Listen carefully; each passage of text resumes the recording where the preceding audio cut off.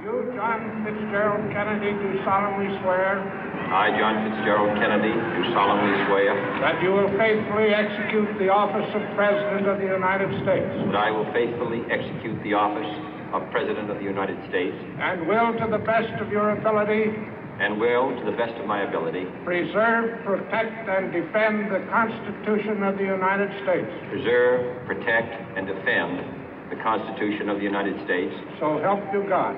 So help me God.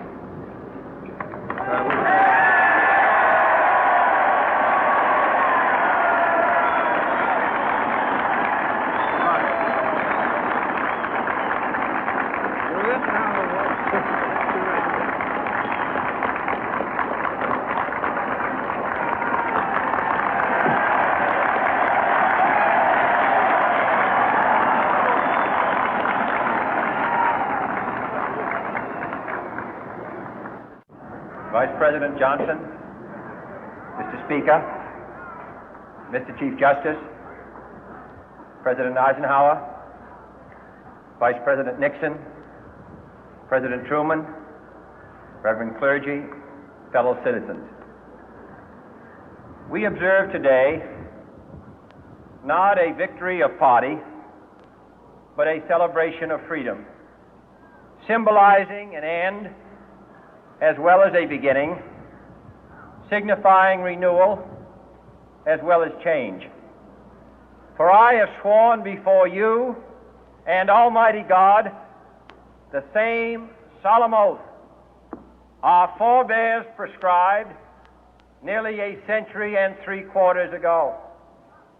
The world is very different now, for man holds in his mortal hands the power to abolish all forms of human poverty and all forms of human life.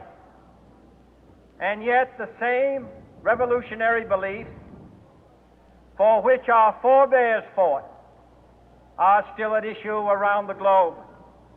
The belief that the rights of man come not from the generosity of the state, but from the hand of God. We dare not forget today that we are the heirs of that first revolution.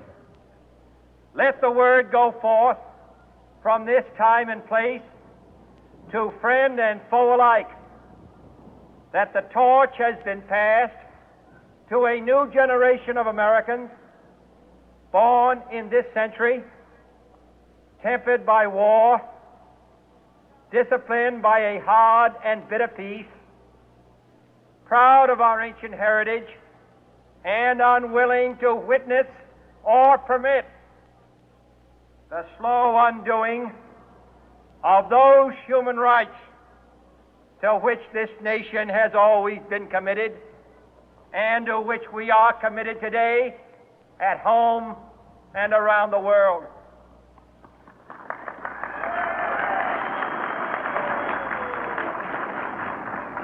Let every nation know, whether it wishes us well or ill, that we shall pay any price, bear any burden, meet any hardship, support any friend, oppose any foe to assure the survival and the success of liberty.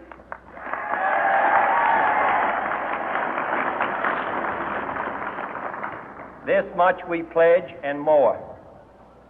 To those old allies whose cultural and spiritual origins we share, we pledge the loyalty of faithful friends.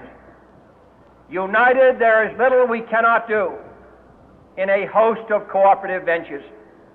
Divided, there is little we can do, for we dare not meet a powerful challenge at odds and split asunder.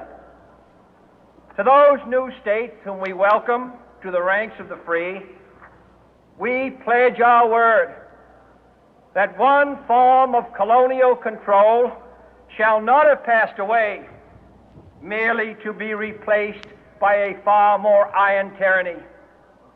We shall not always expect to find them supporting our view, but we shall always hope to find them strongly supporting their own freedom, and to remember that in the past, those who foolishly sought power by riding the back of the tiger ended up inside.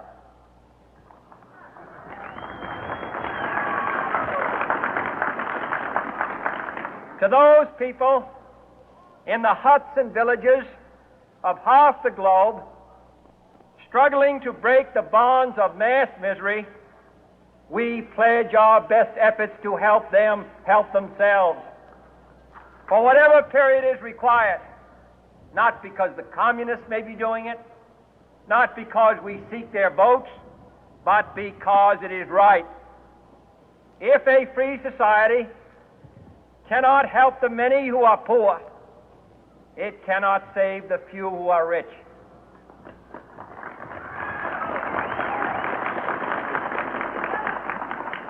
To our sister republics south of our border, we offer a special pledge to convert our good words into good deeds, in a new alliance for progress, to assist free men and free governments in casting off the chains of poverty. But this peaceful revolution of hope cannot become the prey of hostile powers. Let all our neighbors know that we shall join with them to oppose aggression or subversion anywhere in the Americas.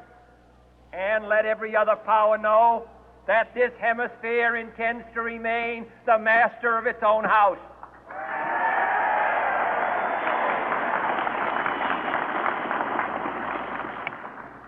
To that World Assembly of Sovereign States, the United Nations, our last best hope, in an age where the instruments of war have far outpaced the instruments of peace, we renew our pledge of support to prevent it from becoming merely a forum for invective, to strengthen its shield of the new and the weak, and to enlarge the area in which its writ may run. Finally, to those nations who would make themselves our adversary, we offer not a pledge, but a request that both sides begin anew the quest for peace.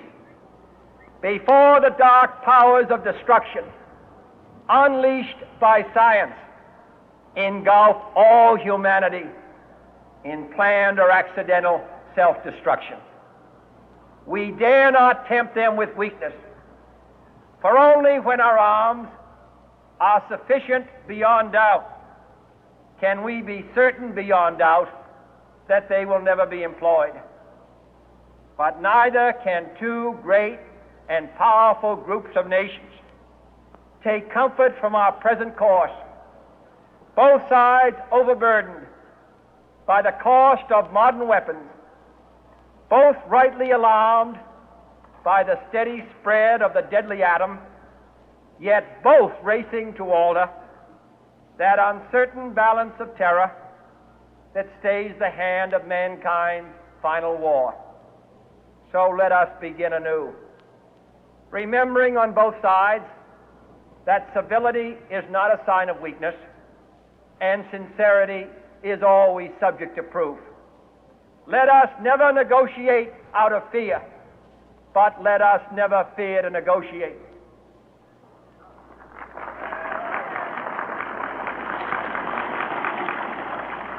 Let both sides explore what problems unite us, instead of belaboring those problems which divide us. Let both sides, for the first time, formulate serious and precise proposals for the inspection and control of arms, and bring the absolute power to destroy other nations under the absolute control of all nations.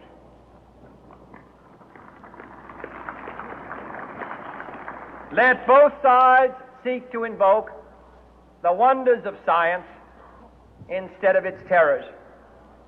Together, let us explore the stars, conquer the deserts, eradicate disease, tap the ocean depth, and encourage the arts and commerce. Let both sides unite to heed in all corners of the earth the command of Isaiah to undo the heavy burden and let the oppressed go free.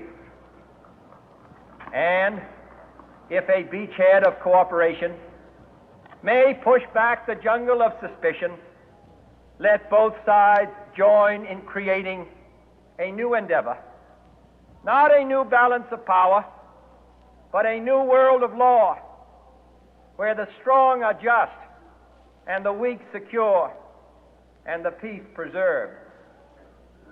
All this will not be finished in the first 100 days, nor will it be finished in the first 1,000 days, nor in the life of this administration, nor even perhaps in our lifetime on this planet. But let us begin.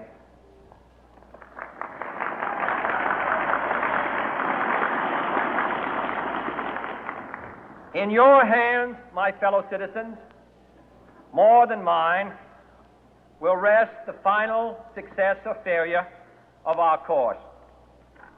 Since this country was founded, each generation of Americans has been summoned to give testimony to its national loyalty.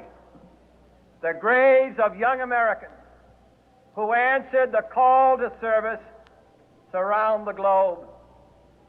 Now the trumpet summons us again, not as a call to bear arms, though arms we need, not as a call to battle, though in battle we are, but a call to bear the burden of a long twilight struggle, year in and year out, rejoicing in hope, patient in tribulation, a struggle against the common enemies of man, tyranny, poverty, disease, and war itself.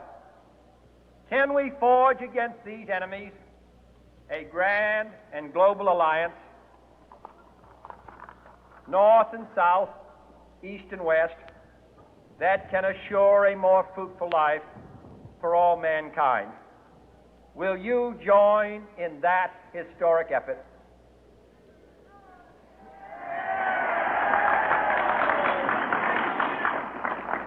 In the long history of the world, only a few generations have been granted the role of defending freedom in its hour of maximum danger.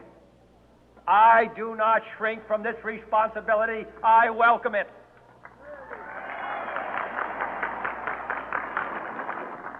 I do not believe that any of us would exchange places with any other people or any other generation. The energy, the faith, the devotion which we bring to this endeavor will light our country and all who serve it. And the glow from that fire can truly light the world. And so, my fellow Americans, ask not what your country can do for you, ask what you can do for your country.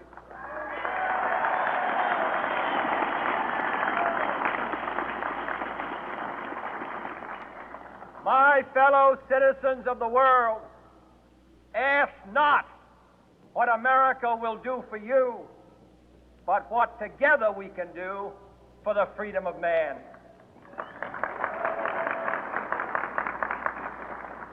Finally, whether you are citizens of America or citizens of the world, ask of us here the same high standards of strength and sacrifice which we ask of you. With a good conscience, our only sure reward, with history the final judge of our deeds, let us go forth to lead the land we love, asking